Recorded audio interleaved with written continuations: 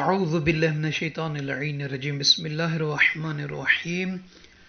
رب اشرح لی صدری ویسر لی امری واحلل عقدۃ من لسانی یفقہوا قولی اللہم صلی علی محمد وآل محمد۔ سامعین عزیز مومنین مومنات، ایک بہترین وظیفہ، بہترین عمل صادق آل محمد امام جعفر صادق علیہ السلام کا لے کر آپ مومنین کی مبارک سماعتوں تک حاضر ہوئے ہیں، اور دعا کرتے ہیں کہ پروردگار عالم آپ تمام مومنین کا سننا اور ہمارا پڑھنا عبادت میں شمار فرمائے۔ ایک شخص مولا امام جعفر صادق علیہ السلام کی خدمات مبارک میں حاضر ہوا اور شرف زیارت کے بعد عرض کرنے لگا کہ اے فرزند رسول صلی اللہ علیہ وآلہ وسلم، میں دیکھ رہا ہوں کہ میں دین سے دور ہوتا جا رہا ہوں، شرعی احکام پر عمل کرنے اور سننے کو دل نہیں کرتا، نماز کبھی پڑھتا ہوں کبھی نہیں پڑھتا، دیگر واجبات کرنے میں دل نہیں کرتا، کہیں دینی محفل سجی ہو جانے کو جی نہیں چاہتا۔ مولا مجھے کوئی ایسا عمل بتائیں کہ میں دین سے محبت کرنے لگوں۔ ہم اور آپ میں سے ایسے کئی لوگ ملیں گے اس دور میں کہ جو یہی کہتے ہیں کہ میں دین سے دور ہو رہا ہوں، مجھے عبادت میں وہ مزہ نہیں آ رہا، وہی لذت نہیں آ رہی، میں مجلس پڑھنے کو سننے کو وہاں پہ محفل کو اٹینڈ کرنے کو دل نہیں کرتا۔ یعنی دینی جو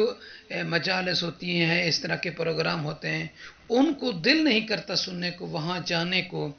اور عبادت سے دور ہو رہے ہیں، یعنی معصیت میں زندگی گزر رہی ہے۔ تو کوئی ایسی چیز بتائیں۔ آپ میں سے ہم میں سے کافی ایسے لوگ ہوں گے، تجربے کی بات ہے، دیکھ لیں، دیکھتے بھی ہوں گے۔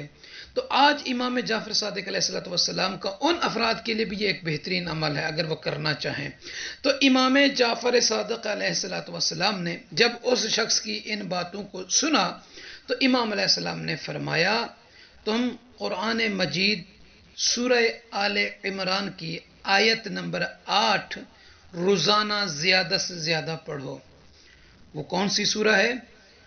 سورہ آل عمران کی آیت نمبر 8، وہ یہ ہے، بسم اللہ الرحمن الرحیم، ربنا لا تزغ قلوبنا بعد اذ ہدیتنا وہب لنا من لدنک رحمہ انک انت الوہاب۔ اے ہمارے رب، ہمارے دلوں کو ٹیڑھا نہ ہونے دے جبکہ تو نے ہمیں ہدایت دی، اور اپنے پاس سے ہمیں رحمت عنایت فرما، بے شک تو بہت عطا کرنے والا ہے۔ انشاءاللہ راہ حق سے منحرف ہونے سے امان میں رہو گے اور محبت دین پیدا ہوگی۔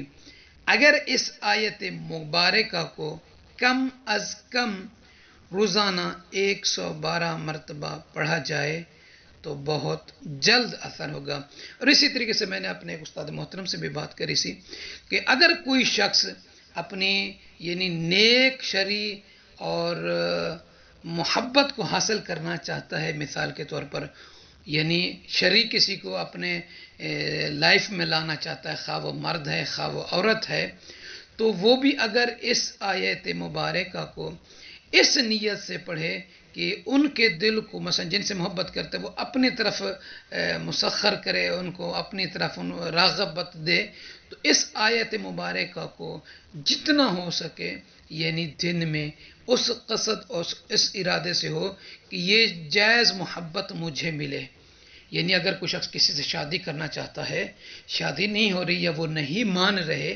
تو وہ اگر اس قصد سے اس آیت مبارکہ کو کثرت کے ساتھ پڑھتا ہے کہ اس کا دل میری طرف رغبت کرے، وہ مان جائیں، وہ ہر میری بات کو اس کو، تاکہ وہ عقد کے لیے شادی کے لیے تیار ہو جائیں، خواہ وہ مرد ہو یا عورت، تو وہ اس آیت مبارکہ کو اس نیت سے پڑھ سکتا ہے۔ تو مومنین سے عرض ہے کہ ہمیں اپنی دعا میں یاد رکھیں گے، اور لائک، شیئر اور کومنٹس اور